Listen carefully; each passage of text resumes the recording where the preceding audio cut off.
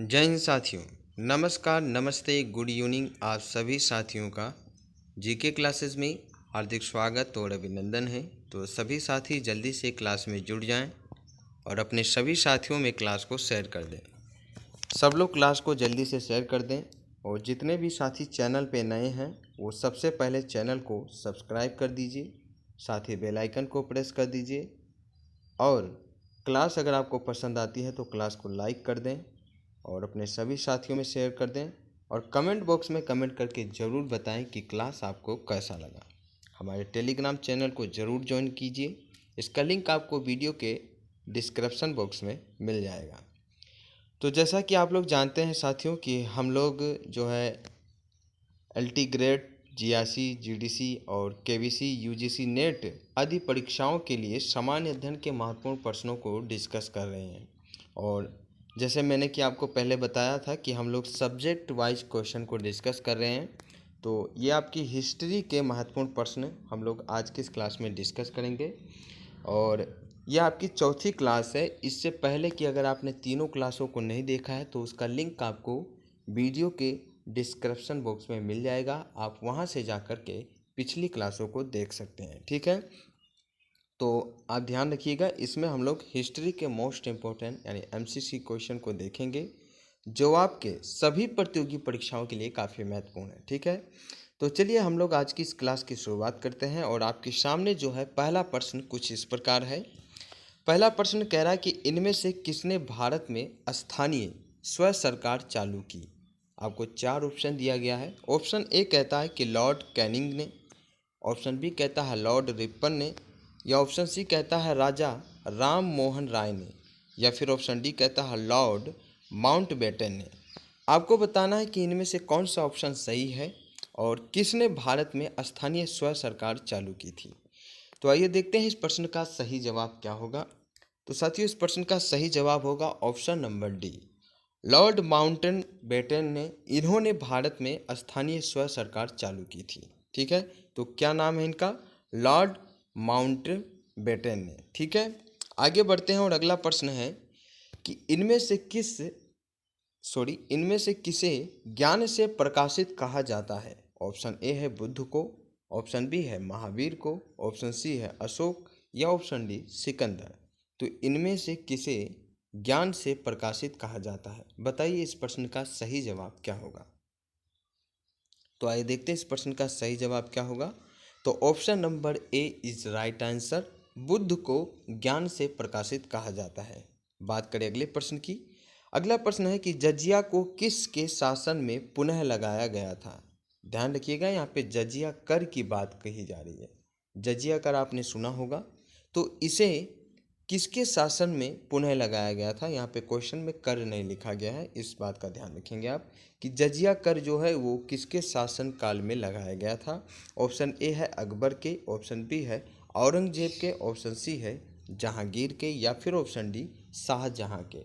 तो आपको बताना है कि इनमें से किस शासक के शासनकाल में जजिया कर लगाया गया था। तो आइए देखते हैं इस प्रश्न का सही जवाब क्या होगा। तो option B is right answer होगा, औरंगजेब के शासनकाल में जजिया कर लगाया गया था। आगे बात करें तो अगला प्रश्न कहता है कि एलोरा की गुफाएं इनमें से किसकी है। एलोरा की जो गुफाएं हैं इनमें से किसकी है। प्रश्न को ध्यान से पढ़िए, ऑप्शन को ध्यान से पढ़िए, आपको क्वेश्चन समझ में आ जाएगा कि आपसे क्या पूछ रहा है। ऑप्शन ए कहता है हिंदू की गुफाएं हैं, ऑप्शन बी कहता है बौद्ध की गुफाएं हैं, ऑप्शन सी कहता है जैन की गुफाएं हैं, या ऑप्शन डी कहता है ये सभी एलोवेरा की गुफाओं में हैं। तो आइए देखते हैं इस प्रश्न का सही जवाब क्या होगा। तो option D is right answer, Ellora की जो गुफाएं हैं इनमें हिंदू की गुफाएं हैं, बौद्ध की गुफाएं हैं और जैन की गुफाएं हैं, यानी ये option D is right answer. ठीक है, आगे बढ़ते हैं और अगला क्वेश्चन कह रहा है कि इनमें से हड़प्पा के किस स्थल में डाक रहा था। इनमें से हड़प्पा के किस स्थल में डाक रहा था। ऑप्शन ए है मोहनजोदड़ो, ऑप्शन बी है हड़प्पा, ऑप्शन सी है लोथल, ऑप्शन डी है कीरपुर। इनमें से किस स्थल पर डाक रहा था। तो इस प्रश्न का सही जवाब होगा option number C Lothal. Lothal है, ये आपके हड़प्पा सभ्यता का एक स्थल था और इस स्थल में डाक रहा था। ठीक है, आगे बढ़ें और अगला प्रश्न कहता है कि इनमें से किसे भारतीय मैकियावेली कहा जाता है। इनमें से किसे भारतीय मैकियावेली कहा जाता है। ऑप्शन ए है मेगास्थनीज को, ऑप्शन बी है चंद्रगुप्त द्वितीय को, ऑप्शन सी है कौटिल्य उर्फ चाणक्य को, ऑप्शन डी है वाल्मीकि को। तो इनमें से किसे भारतीय मैकियावेली कहा जाता है। तो इस प्रश्न का सही जवाब होगा ऑप्शन नंबर सी कौटिल्य उर्फ चाणक्य, यानी option number C is right answer. आगे बढ़ें, अगला प्रश्न है कि भारत में देखिए यहाँ पे क्वेश्चन में गड़बड़ी है, तो या चलिए, भारत आने के समुद्री मार्ग की खोज इनमें से किसने की थी, है ना, या भारत में आने के समुद्री मार्ग की खोज इनमें से किसने की थी। ऑप्शन ए है कोलंबस, ऑप्शन बी है Vasco da Gama and option C है महान सिकंदर, ऑप्शन डी है मार्को पोलो। तो इनमें से किसने भारत आने के समुद्री मार्ग की खोज की थी। तो आइए देखते हैं इस प्रश्न का राइट आंसर क्या होगा। तो इस प्रश्न का सही जवाब है option number B Vasco da Gama. Option number B is right answer. Vasco da Gama ने भारत में आने के समुद्री मार्ग की खोज की थी। आगे बढ़ें और क्वेश्चन नंबर 8 कहता है कि वेदों की ओर लौट जाएं, आह्वान किसने किया था। वेदों की ओर लौट जाएं, इसका आह्वान जो है वो किसने किया था। विवेकानंद ने, ऑप्शन बी रामकृष्ण परमहंस ने, ऑप्शन सी दयानंद सरस्वती ने, या ऑप्शन डी राजा राम मोहन राय ने। तो बताइए इस प्रश्न का सही जवाब क्या होगा। तो बात करें इस प्रश्न की सही जवाब की, तो इस प्रश्न का सही जवाब है option number is C is right answer. Option number C is right answer. Dayanand Saraswati, इन्होंने वेदों की ओर लौट जाए इसका आह्वान किया था।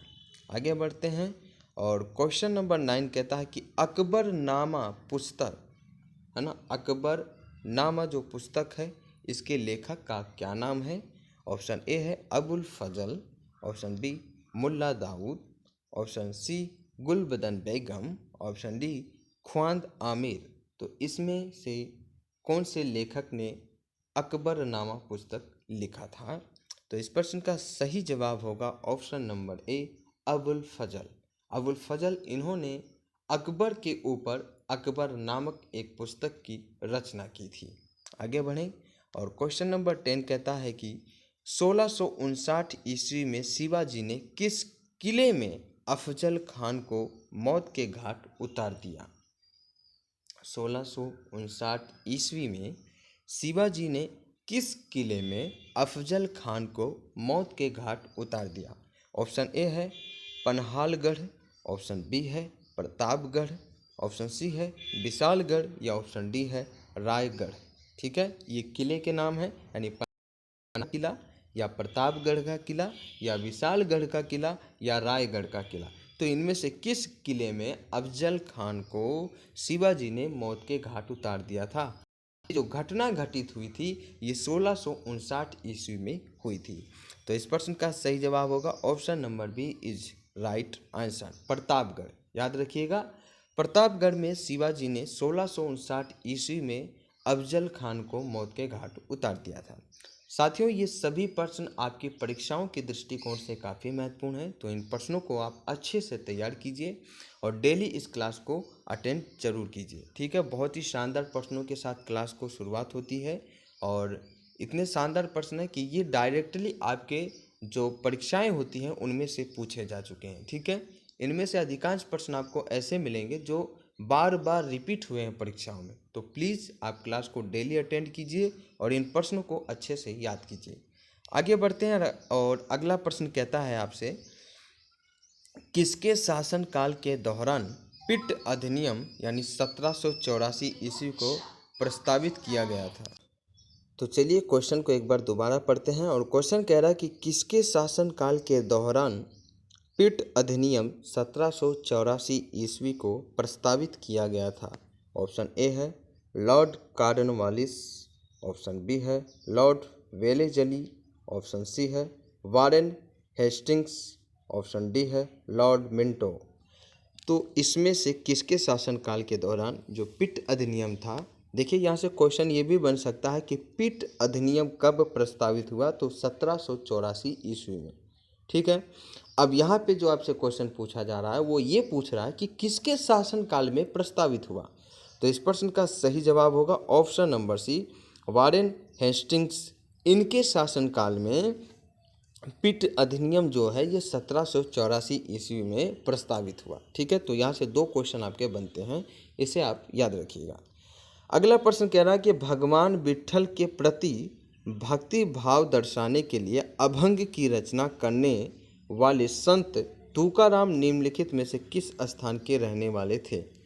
तो जो भगवान विट्ठल थे, इनके प्रति भक्ति भाव दर्शाने के लिए अभंग की रचना की गई और इसकी जो रचना की वो थे संत तुकाराम। तो आपसे ये पूछा जा रहा है कि जो संत तुकाराम थे वो किस स्थान के रहने वाले थे। ऑप्शन ए कहता है कि पुणे के निकट देहू के रहने वाले थे, या ऑप्शन बी कहता है कि पंढरपुर के रहने वाले थे, या ऑप्शन सी कहता है कि आलंदी के रहने वाले थे, और ऑप्शन डी कहता है कि पैठण के रहने वाले थे। तो आपको ये बताना है कि इनमें से कौन सा स्थान जहाँ पे ये रहते थे। ठीक है, ये आपका क्वेश्चन है। तो आइए देखते हैं इस प्रश्न का राइट आंसर क्या होगा। तो option number A is right answer होगा, यानी पुणे के निकट देहू है और उस देहू में आपके संत तुकाराम वहाँ के रहने वाले थे। ठीक है, चलिए आगे बढ़ते हैं और अगला प्रश्न आपसे पूछ रहा है कि राजा शिवाजी के प्रशासन में राजकीय पत्राचार का उत्तरदायित्व किनके पास था। राजा शिवाजी, इनके जब प्रशासन था यानी इनका जब शासनकाल था, तो इनके शासनकाल में राजकीय पत्राचार का उत्तरदायित्व किसके पास था, ये आपका क्वेश्चन है। और इसमें ऑप्शन दिया गया है कि ऑप्शन ए है न्यायाधीश के पास, ऑप्शन बी कहता है कि पंडित राव के पास, ऑप्शन सी कहता है सुरन नविश के पास, या ऑप्शन डी कहता है कि अमात्य के पास। तो आपको बताना है कि इन चारों में से किसके पास में राजकीय पत्राचार का उत्तरदायित्व था। तो इस प्रश्न का सही जवाब होगा ऑप्शन नंबर सी, सुरन विश। इनके पास जो राजा शिवाजी के प्रशासन में राजकीय पत्राचार का उत्तरदायित्व इनके पास था। इनका नाम है सुरन विश, तो याद रखिएगा आप लोग। आगे बढ़ते हैं और सभी साथी क्लास को शेयर करते रहिए, लाइक करते रहिए और जितना हो सके उतना अपने साथियों को क्लास से जोड़ने का पूरा प्रयास कीजिए। ठीक है, तो अगला क्वेश्चन कहता है कि भारतीय राष्ट्रीय कांग्रेस की स्थापना कब हुई। बहुत ही महत्वपूर्ण प्रश्न है, लगभग सभी परीक्षाओं में ये पूछा जा चुका है ना। और कांग्रेस अधिवेशन से बहुत ही प्रश्न पूछे जाते हैं, कोई भी परीक्षा आप ले लीजिए, इस अधिवेशन से तो इतने प्रश्न पूछे जाते हैं। राष्ट्रीय कांग्रेस का स्थापना कब हुई, इसका प्रथम अधिवेशन कब हुआ है, बहुत सारे प्रश्न पूछे जाते हैं। तो बहुत ही महत्वपूर्ण क्वेश्चन है ये और काफ़ी एग्जाम में पूछा जा चुका है। तो बताइए भारतीय राष्ट्रीय कांग्रेस की स्थापना कब हुई। ऑप्शन ए कहता है 1865 ईस्वी में, ऑप्शन बी कहता है 1905 ईस्वी में, ऑप्शन सी कहता है कि 1875 ईस्वी में, और ऑप्शन डी कहता है 1885 ईस्वी में। आपको बताना है कि कौन सा ऑप्शन सही है और किस ईस्वी में जो है भारतीय राष्ट्रीय कांग्रेस की स्थापना की गई। तो इस प्रश्न का सही जवाब होगा ऑप्शन नंबर सी, यानी 1875 ईस्वी में भारतीय राष्ट्रीय कांग्रेस की स्थापना की गई थी। ठीक है, याद रहेगा आपको। चलिए आगे बढ़ते हैं और आज का आखिरी प्रश्न जो है वो इस प्रकार है, और ये आपका आखिरी प्रश्न है और ये आपसे पूछ रहा है कि मूक नायक पत्रिका की शुरुआत किसने की। एक पत्रिका थी जिसका नाम था मूक नायक, है ना, इसकी शुरुआत किसने की, ये आपसे पूछ रहा है। ऑप्शन दिया है MG रानाडे ने, ऑप्शन बी है गोपाल गणेश आगरकर ने, ऑप्शन सी है डॉक्टर भीमराव अंबेडकर ने, और ऑप्शन डी है महात्मा गांधी। तो बताइए इनमें से किसने मूक नायक पत्रिका की शुरुआत किया था। तो साथियों इस प्रश्न का सही जवाब होगा ऑप्शन नंबर सी। जी, ऑप्शन नंबर सी इज बिल्कुल राइट आंसर है। डॉक्टर भीमराव अंबेडकर, इन्होंने ही मूक नायक पत्रिका की शुरुआत की थी। आ गई बात समझ में।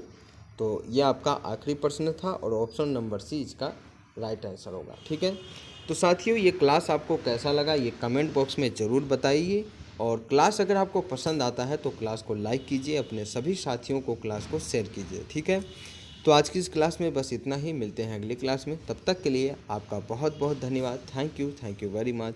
जय हिंद, जय भारत।